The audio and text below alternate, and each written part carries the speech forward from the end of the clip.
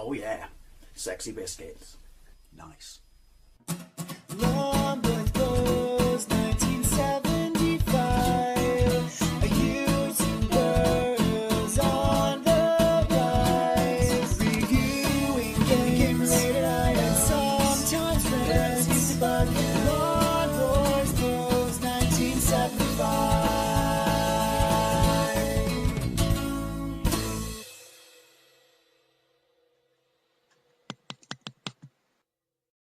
This is Xenon on the Commodore 64, released in 1988 by Melbourne House. Also released on the Amstrad, the Amiga, apparently in the arcade. Oh, it would have been in the arcade on that weird Mastertronic Amiga arcade-based system. Atari ST, MS-DOS, and the ZX Spectrum. I have a game played the ZX Spectrum version, and quite frankly, it's incredibly impressive. It may be monochromic, but it really does look like its 60-bit counterparts, because basically Xenon, you might call it Xenon, you're incorrect. I call it Xenon because I'm correct. Basically, Xenon became the stuff of legends when it was originally created by the 16-bit brothers for the Amiga and Atari ST, because it was a phone game, or phone-in-play game, on a Saturday morning kids TV show in this country called Get Fresh. Was that the one with Gilbert the Alien?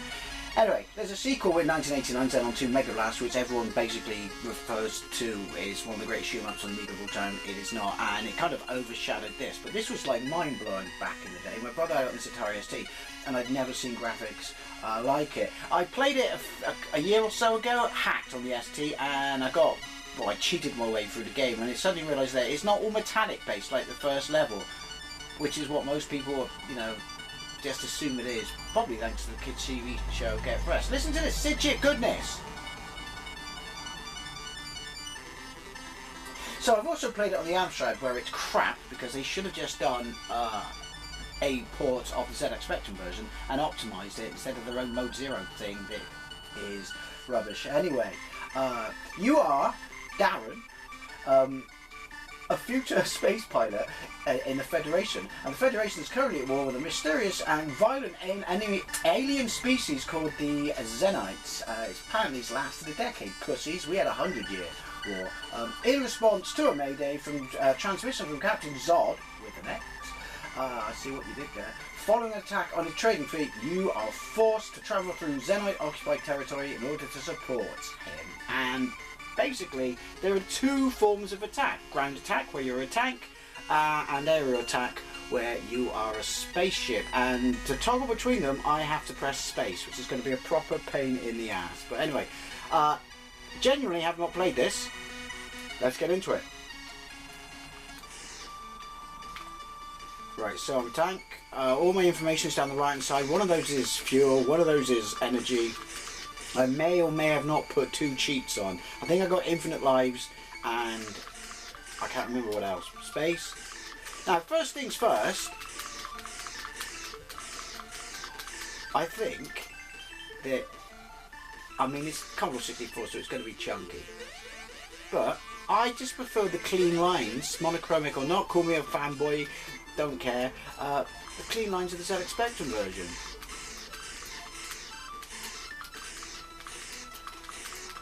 Why can't I blow him up? I can blow him up and I can get blown up, but that was weird. But yeah, this is too muddy for me. If you're a Commodore 64 kiddie, then you're probably used to this and think this looks lovely. But I'm a Spectrum kiddie and I think this looks muddy. I do like the music. I'm not saying it's terrible graphics. Right, so E, energy, I'm just saying, it's a nice use of colour, but I guess monochrome is, you either love it or you hate it, and if you're a Spectrum person, you grew up with it, then you're used to it. Power up's got that little orb. But I just like the fact that you can see what's going on. I can't go over there because I'm ground based, now I'm air based. See, it's too hard to see where the bullets are coming from. And people will say that's a Spectrum problem because, monochrome. Well, this proves them wrong, doesn't it? You can, I haven't got time, so you can be cheap or strategic, otherwise known as being cheap, and edge yourself forward. Now, there is a boss on this stage. Whether or not I get there is highly unlikely, but he will kick my ass because he doesn't have reversion. I've only got by him by cheating, which I'm fine with. If it's good enough for Lance Armstrong, it's good enough for me. That is good music. I mean, I had good music on the Spectrum, the 128K version. I just wish that you could block their shots with the towers, because obviously they're ground based. Is that a bit too much to ask for an 8-bit game? I don't think so. Because as you know, I'm always correct. Didn't get the energy. I'm follocksed. I'm follocksed now anyway.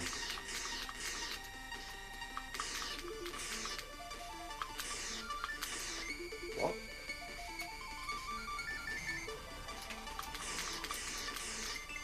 Right. I've still got my orbs. It's all good, it's all good. It's just a little airborne. Wait for the quiet. Right. Pretty much the same as it is in every version. Don't know where to shoot him. See what I mean? I can't see where his fucking fireballs are. Oh, he flashes. That means I know I hit him. So, in the gob. No. I have no idea how I'm still alive.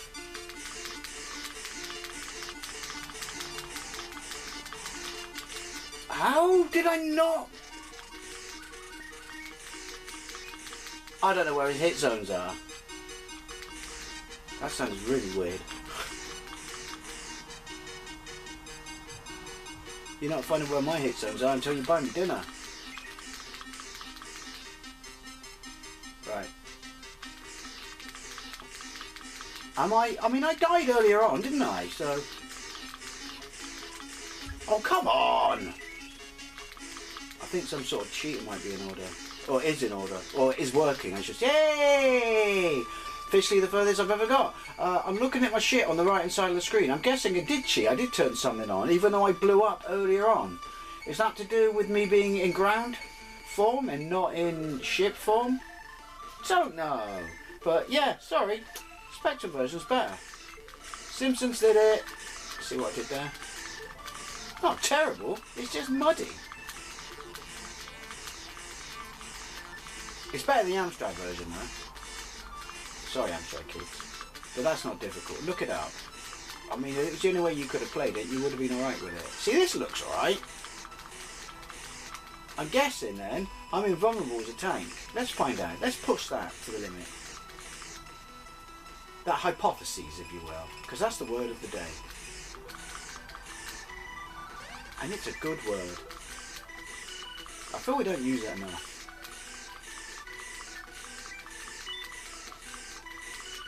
Energy. Why are they just sat there? Don't know. Maybe I'll do a comparison of all the 8-bit versions. The Amiga and the Atari ST versions are exactly the same apart from the sound. I'm assuming that the Amiga was actually imported the Atari ST version.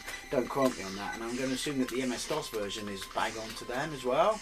But don't quote me on that. Because obviously people seem to forget that back in the day the Amiga and the Atari ST were better than PCs. Or game-wise they were. My hand's cramping up now.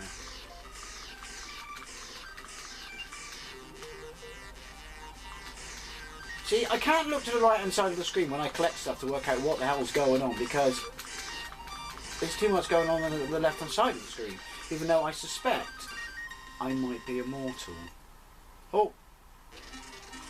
Second boss, same as the first boss. And I am immortal. Oh! Yep. Thank you. Right, so we're outside now and it's all Forest Moon of Endor. And I can't change. Okay, thanks game, you introduce a cool element and then you remove it. This is more Xenon 2-y, or you could say Xenon 2 is more akin to this level. But I will tell you, and I've edited them out, but the loading times are quite frankly fucking awful. That's as fast as I can fire. I'm guessing that the ground is uneven then, so that's why I can't tank it. I can destroy those things. Good to know. Have we mixed things up on the music? Do I die if I hit the... Yeah, there you go. Obviously, since I can't tank it, I'm not invulnerable. So I was cheating. Meh, I'll live. See, this is it. And I find this on every version I play. Mainly because of the TV show Get Fresh. But the first level is where everyone thinks, yeah, this game's amazing. And then once you get past that, I don't know, I just feel that the level design, polish, charm, doesn't live up to the first stage.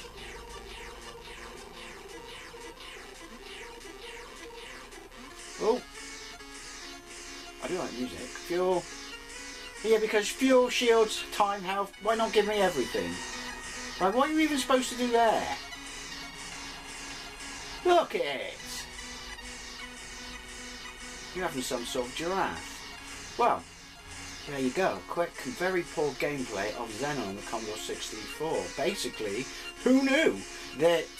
Was it on the MSX? I thought that the MSX could do a decent version. This is just port from the Spectrum, but yeah. I feel that the ZX Spectrum version is the best 8-bit version of this. Yeah, I know. And you want to call me a fanboy? Fuck off. I'm just correct. Anyways, always I love to know what you think, especially if you really played this version back in the day after you saw it on the 16 bits on TV and whatnot. Thank you very much for watching. I'll see you later. Oh, we got a boss. I'll see you in a bit then. Look at that. I can't help but feel, and while that's impressive and large, awkward, it's just complete and utter rinse and repeat, which I guess you could argue is all shoot 'em ups to some degree, but look. Do you know what I mean? Anyway, that's a midway boss, so I'm guessing we fight him again at the end, which you won't because I'm bored now. Thank you again. Thank you very much for watching. I'd love to know if you played this version back in the day, or any of the 8-bit versions. Thank you. I'm going to say it again. And I'll see you later. Brain fart.